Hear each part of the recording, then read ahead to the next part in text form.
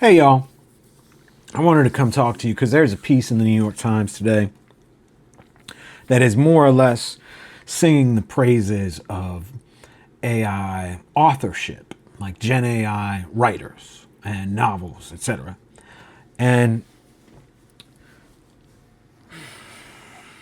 I'm a writer. I'm somebody who, one of my lifelong obsessions has been our cultural life, art, right? One of the ways that I first started learning that there was history, kind of untold history, was actually through learning the history of different artists and what their lives were like, what different art movements in the arts, what inspired those movements, the things that were happening at the time that those movements came about. So all of this stuff has a specific meaning to me. And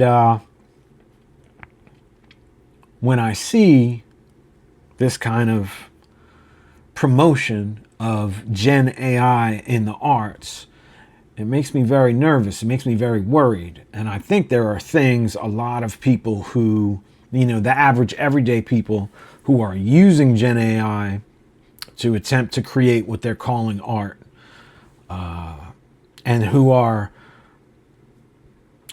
promoting the idea that it's just fine if you use Gen AI to create art of some kind. I think there's a number of things they don't understand, and I think it's important that we kind of highlight that stuff. And one of them is, the part of the point of this article today was that there's a handful of these people who are using Gen AI to write books. And kind of the idea is that they are cranking out, 200 books in a year. And then they're able to sell enough copies to make money and that kind of thing. And the thing I think that many of these people are not like understanding and thinking about is that throughout the history of the United States, the industries that profit off of the arts have always tried to either they basically tried their best to not have to pay the people who actually create the art, who create the thing. And it doesn't matter what kind of art form you're talking about. Like, they try not to pay. They do everything they can. Like, it's incredibly hard to get these companies that are in these industries to actually pay artists a fair cut of what they've created, or the profit that comes from what they've created. And something that these folks need to think about, right? So what are you doing when you are, say, a novel? You're doing a Gen AI novel. So what do? You put some prompts in and you get the AI to create this novel, which is a mean, right? It's an average of all the ideas related to those prompts that AI has been fed with. Which, okay, whatever. But then you're gonna go and like put your little, you're gonna sprinkle some of your personal fairy dust on it, right? And that you think is gonna be a novel.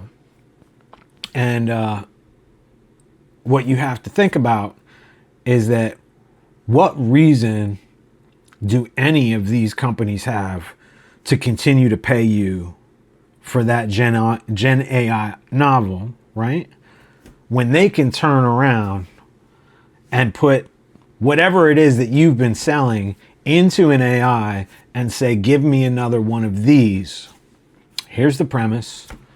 Boom. So why does Amazon want to continue paying you for your whatever that is, right? Paying a cut to you when they can hire 3 people who can produce 20 novels in 3 days, and they don't have to give those people a cut? Do you understand what I'm saying?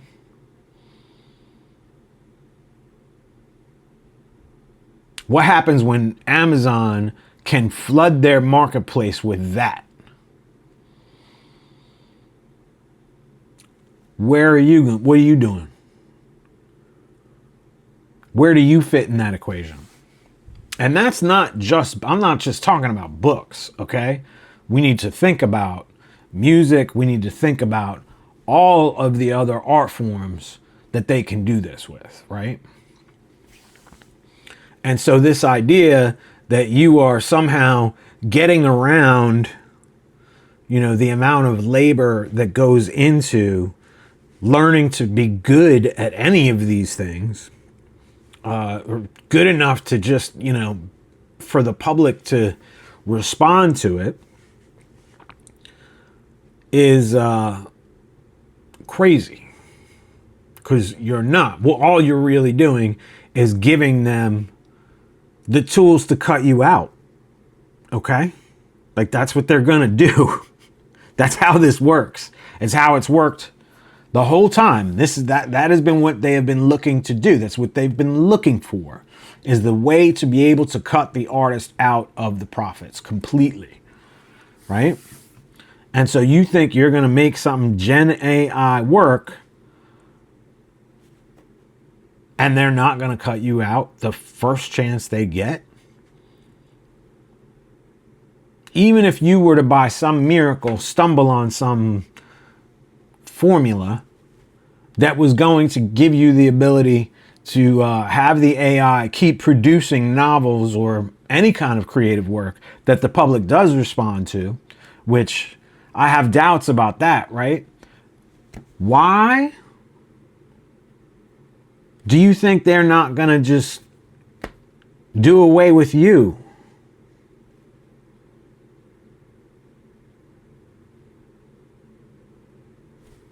Like, what are you thinking? What are you thinking here? Where do you think this is going? And that's just one part of it, right? So when they can flood the market with enough of this Gen AI created work that it is hard for the public to find things that are not Gen AI created, or to even be sure whether or not what they are trying to engage with, something they're interested in, to be sure whether or not it's Gen AI created. What happens? And that's like, it's 2 things. And here's the third. You can look right now at what's going on in the country, in the world, and you can see there are a number of different places in the world where there are authoritarian movements that are attempting to create parallel realities, basically, right? So they're attempting to create this reality, this perception of what's happening in the world that isn't actually real, right? So the Trump administration, it will tell you that shooting you saw was not a murder. They will tell you that was self-defense by that officer, right? And now I'm not just talking about the Trump administration. You can take this all the way down to your county sheriff, your county police department. Doesn't matter where you are, right? So what's going to happen when Gen AI has become so diffused through our culture that people don't really know if what they're seeing is real or it's Gen AI, right? So somebody takes a video of a cop, an FBI agent, an ICE agent, somebody like that, that is shooting someone, that kills someone, chokes them to death, right? Eric Garner, right? So there's video. The video exists. But then your local police department puts out a Gen AI video that shows something very different and tells you tells the public that the original video, the thing that shot the actual event that happened, is Gen AI. If you don't think that's going to happen,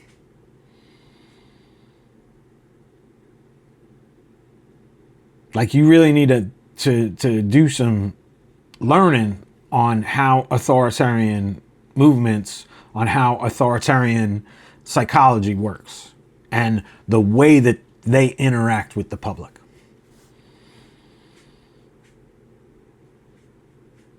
And you're contributing to that if you are putting this AI work into our cultural spaces, because you are contributing to that basic fact. Was this created by a person? Or was this created by Gen AI? And the harder it is to discern that throughout the culture, what happens? Why do you think these AI companies, right? The companies that are creating these generative AI products, why do you think they are so cozy with these authoritarian regimes? Why do you think those authoritarian regimes are so cozy with these Gen AI tech companies? Come on. Y'all got to think a little bit. A little bit. What do you think is going to happen when people aren't able to have any real certainty about whether or not what they are seeing is real?